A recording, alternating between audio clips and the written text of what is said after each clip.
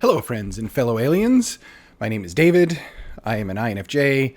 I'm obviously on YouTube. I am an author, and I like to talk about INFJ stuff and writing stuff and stuff about making yourself better, which is the purpose of this video, because I want to attack something called Imposter Syndrome.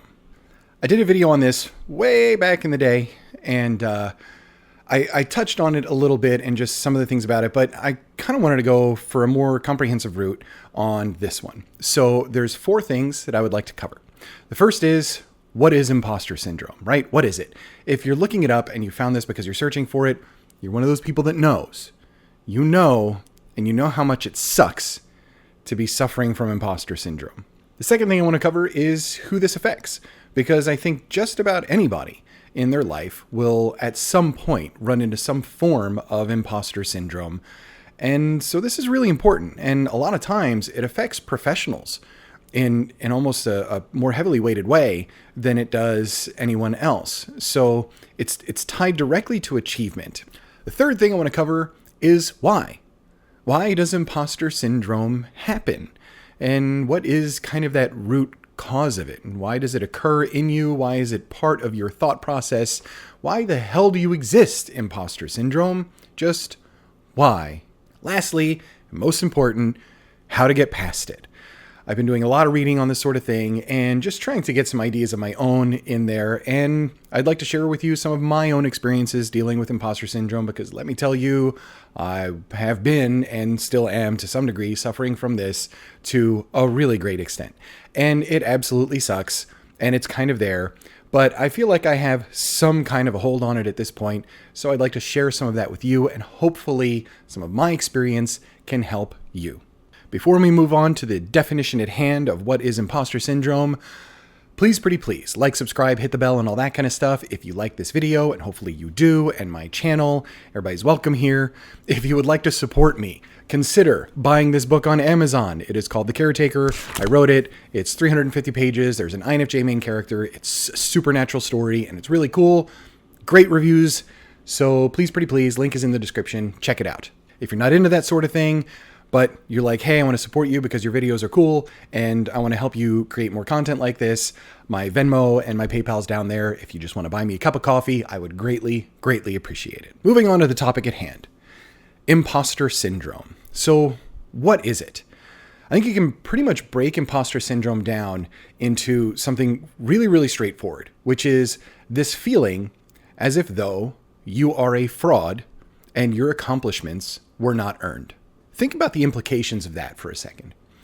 If you are somewhere and let's say you're in some kind of an event of some kind, and somebody just up and surprise hands you an award for something that you did not earn. They're like, congratulations, so-and-so, you saved a bus load of marmosets from certain death because they were going to fall into a volcano. Anyway, you're marmoset lord for the day. So here's your award.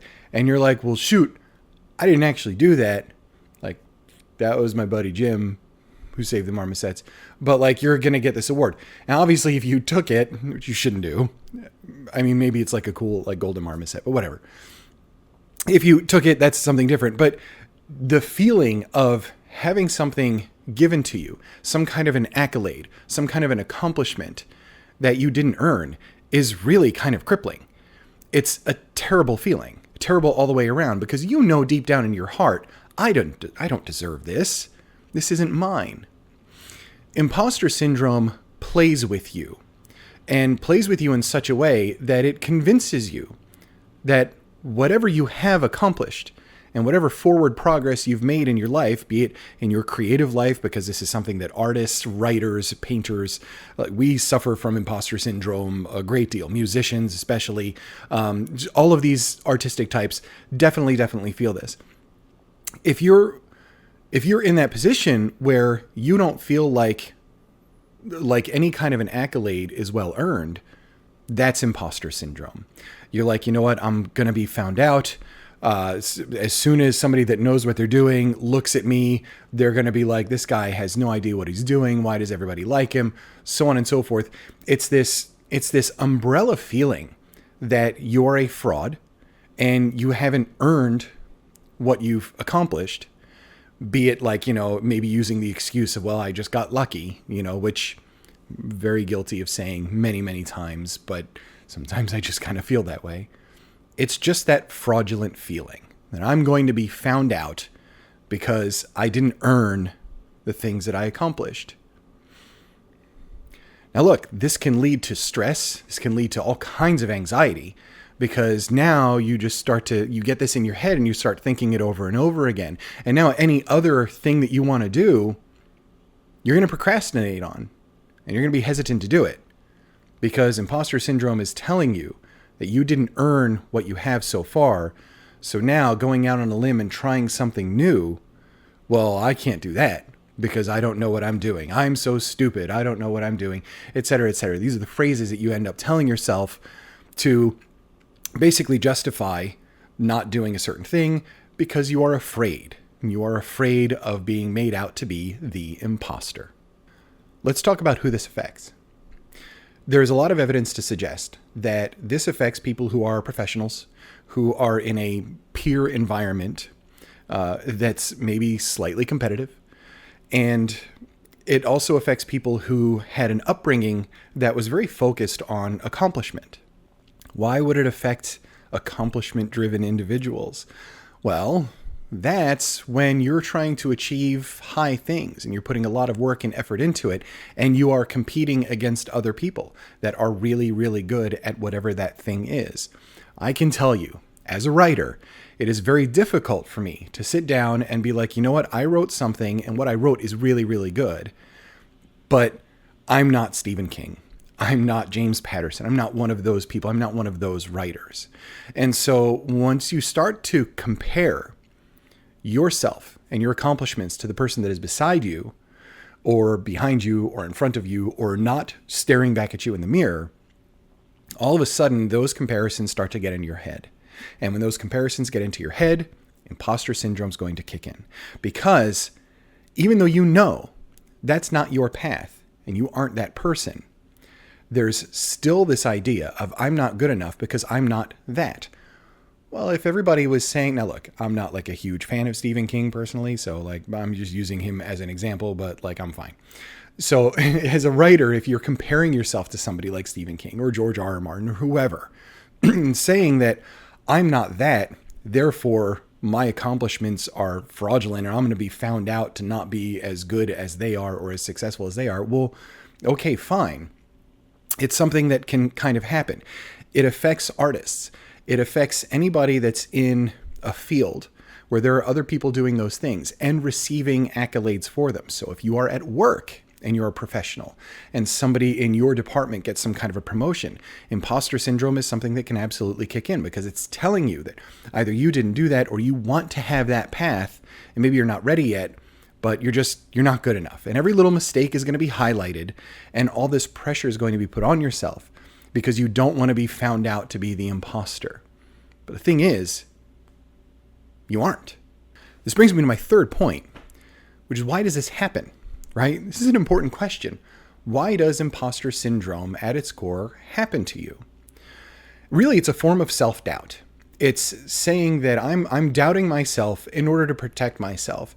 I don't want to do this thing because I am worried that it's not going to be up to my standard or up to a lofty standard to which I'm holding whatever activity that is. For me, it was publishing a book. And so I don't want to do it. And you don't do it because you're protecting yourself. You don't want to fail at it. You don't want somebody to point at you and say, you're not very good at this. You don't want any of those negative things to happen. So in order to protect yourself in such a way, self-doubt happens, right? Self-doubt happens, and then you just kind of get frozen. I'm not going to even try this because there's a possibility that I might fail. And failing feels terrible. I got news for you. Failure is fantastic. I know that sounds a little weird, but stick with me.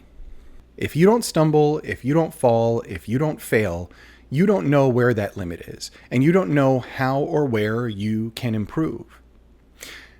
If in your heart of hearts you want to do something, And again, for me, my example is writing, right? It's writing this book, okay? I had to do it. This book was in my heart. I needed to get it out. And I was terrified to for a really long time until something happened that let me get over the hump. Now, that something was really terrible. That something was my brother passing away 2.5 years ago. But it did make me realize something. Why am I waiting? What's going to happen? All I need to do is write a book. I don't need to be Stephen King. I don't need to be James Patterson. I don't need to be any of these people. All I need to do is be me and follow my own path. And that's something that's really, really difficult because we tend to get into this frame of mind of like, follow the successful person, follow that successful story, and then make my story just like that. It doesn't work that way. Your story is totally and completely unique, and it doesn't mean that you can't have success doing whatever it is you're doing. Their path is their path. Your path is yours. Don't follow their path because you aren't them. Pretty straightforward, right? So when you've been in an environment where there is a lot of accomplishment and competition, imposter syndrome is something that's naturally going to happen. You're a kid on a baseball team and some other player is able to hit the ball better than you are. And then later on, perhaps you've practiced and practiced and practiced and you can hit the ball pretty well, but still in the back of your mind, I'm not that person. And yeah, I can do that, but I'm going to be found out to not be that person. And this anxiety and worry just kind of takes hold. And all of a sudden, you're the imposter. And then it's time to get over that. But it's so difficult because this is a very crippling feeling. So understand that imposter syndrome is just another form of self-doubt. That's why it happens. You're doubting yourself. And you're holding yourself to a standard that you shouldn't. You're holding yourself to some other standard. Which brings us to the last point, which is, how do we get past that? I think more than anything, the way I was able to get past imposter syndrome the majority of the time was wrapping my head around the fact that my path wasn't somebody else's path. Solely mine. And that's it. I tried writing the book like other people wrote. I tried sitting down and writing 1,000 words a day. Didn't work. And then all of a sudden I'm feeling like a fraud because I can't do what everybody says you're supposed to do. I hit the same wall when it came to reading. I did a video on this recently too, one of my writing videos, where I don't really read. And I mean, I consume a lot of written word, but like I don't sit down and read books. It's just not my thing. Then understanding that and accepting it, well, that was kind of a key. So to get past imposter syndrome, you need to be able to let go a little bit, recognize your successes and your accomplishments, and really internalize them. You need to own the fact that you do have skill, you do know what you're doing, and you do have your own path. In terms of art, remember that art is truly just subjective. The way you play guitar might not be the way somebody else plays guitar, and you may have people that like their way and hate your way. So, that doesn't say anything about the way you play. It's personal tastes. And if it's your art and it's authentic and it's coming from your heart and you're not trying to copy anybody, you're just being the original you, well, then nobody can say anything. You are completely and totally armored against all opinions. You're doing you, boo. And it's okay to do you. This was a determination that I ended up coming to when it came time to write the book. I'm like, you know what? I just have to get the story out. And I'm aware of the fact some people aren't going to like it. And I'm aware of the fact that it's probably going to resonate with some people. And those are the ones that I have to focus on. That's the important thing. Every time I wrote a little bit and I shared it with some people and they said, oh, this is really good, I remembered that. And I used that as a little feather in the cap and say, you know what? I've received some good feedback on this. So I'm going to keep going and I'm going to run with it. And chips fall where they may, so to speak. For better or worse, I'm just going to keep putting words down. When it comes to this YouTube channel, I have felt on numerous occasions that I'm not good enough to produce videos and post them on here. Now, this is like my 107th video, so obviously I'm also really terrible at listening to myself, which in this case is fine. But one of the things that keeps me going is when I hear from somebody. It's one of the things that keeps me going in terms of writing, is when I hear somebody, or somebody writes me out of nowhere, sends me a DM and is like, holy moly, I read your book. This is going to stick with me for a long time, or it's one of the best books that I've read. Or another compliment that I've received, which is somebody said, reading this has made me rediscover my love of reading. I mean, that's huge for me.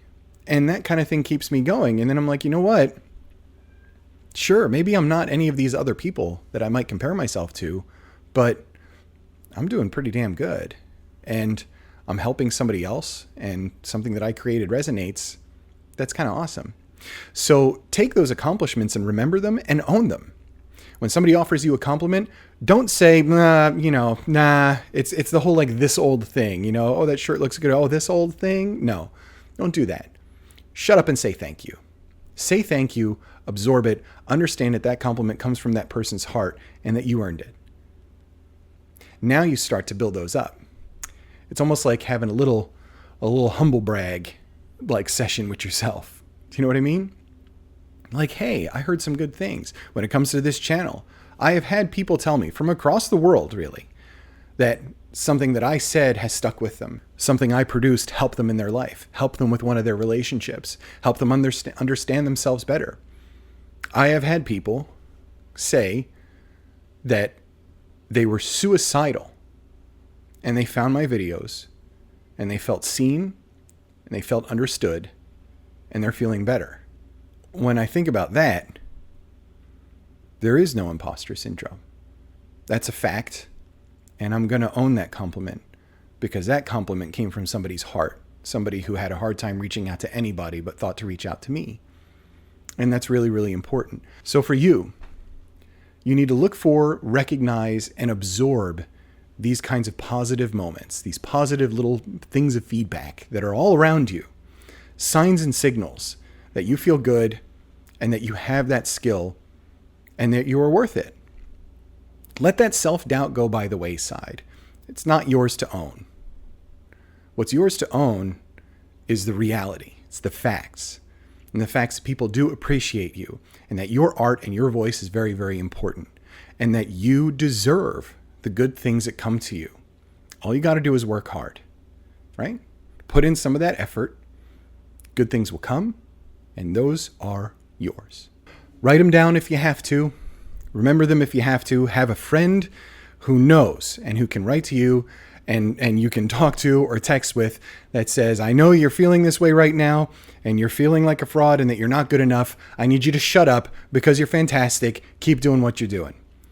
There you go, right? This is how we get past imposter syndrome. It's not something that you can cure. It's not a mental condition. There's not like a medication for it or anything like that. It's just a matter of understanding that you should have that self-worth and that your path is not somebody else's path. I cannot stress that enough. Stop looking to your left and your right and comparing yourself with someone else's accomplishments, someone else's path, and someone else's way. It's not your life. You haven't lived it. That's not you. All you got to do is look in the mirror that's right in front of you and try to be a little bit better tomorrow than the person staring back today. You start putting those pieces together, man, you got this. You got this, and that stupid crippling imposter syndrome can just wither away in the corner. Don't worry about it. Be the individual, be you, and get it done. I believe in you, and I think that right now, in particular in this world, if you're an artist and you're creative, your voice is critically important. You can do this. Believe me, you can do this. If I can turn on the camera and do these things and write a book that has 350 pages when I never wrote more than 2,000 words of any story, and that's 85,000, I know that you can do this. All right? I got you. We got you. This community's got you. Thank you so much for watching. I really appreciate it, and I will be seeing you very, very soon.